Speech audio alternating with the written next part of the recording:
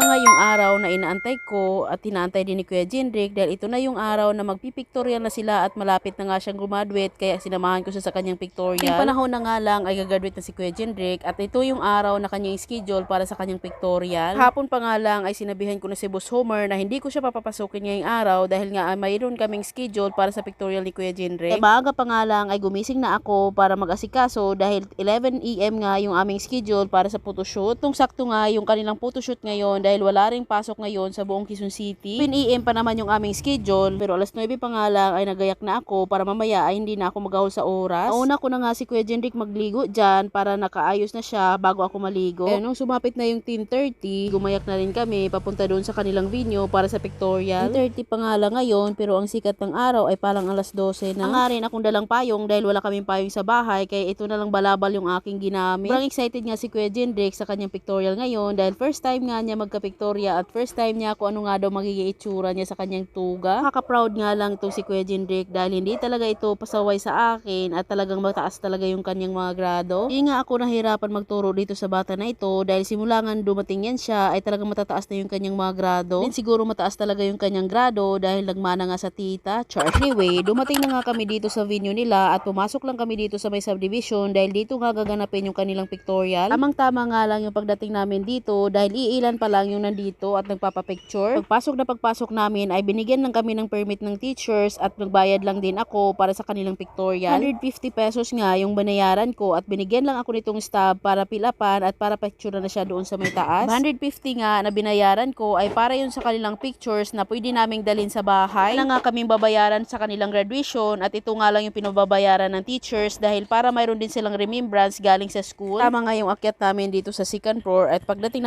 nga namin ay siya agad ang sinunod. Kuha nga lang yung dala-dala naming stub at minikapan na nga siya dito sa may gilid. Nilagyan nga lang siya dito sa gilid ng konting powder at nilagyan nga ng lip shiner para naman daw maganda sa pictures. Dito pa nga lang karami yung tao at yung schedules nga nila ay 11 to 1. Aga na nga rin talaga ako pumunta dito dahil para hindi na ako makipagsiksikan mamaya dahil panigurado ako ay marami na talagang tao mamaya. Tapos nga niya make-upan doon ay binihisan na siya kaagad ng kanilang tuga. Tinitingnan ko nga siya mga langga ay talagang napapaiyak talaga ako na ang bilis-bilis ng panahon. Dati ay grade 2 pa lang siya nung dumating siya dito. Ngayon ay grade 6 na siya at graduate na. Panigurado ako na kung nandito yung nanay at tatay ni Kuya Jindrik at nakita nila na nagsusuot yung anak nila ng graduation toga ay talagang maiyak sila sa tuwa. Dahil sa wakas nga ang kanilang panganay ay magiging high school na at teenagers na. Ko magtatanong kayo kung nasaan yung nanay at tatay ni Kuya Jindrik. Ang nanay po niya ay nagtatrabaho sa ibang bansa at ang tatay naman niya ay nasa probinsya at magbabantay sa kanyang mga kapatid.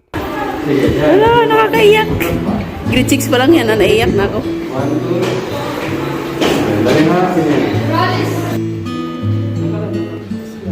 Tayo lang.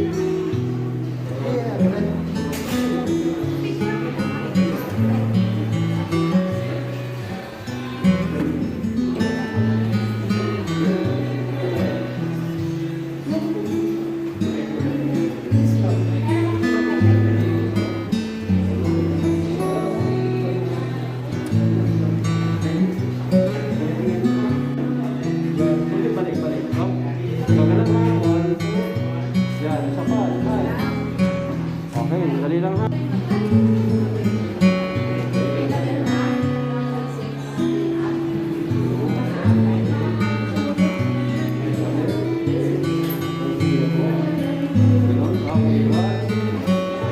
Yung masaya ay mag-iinit. Okay lang. Tapos na nga niyang picturean ay pinapunta ko lang siya dito sa gilid dahil tatanggalin ko na yung kanyang tuga. Nireklamo na nga sa akin itong bata at naglagkit daw nga ng kanyang lips. Sinabi ko na lang sa kanya na punasan nga niya ng dala-dala kong balabal. Katapos na nga niya mapicturean ay lumabas na rin kami at pababa na kami at uuwi na nga kami sa bahay. Tapos ka na? Mauna na kami, te. Thank you, ma'am. Yes.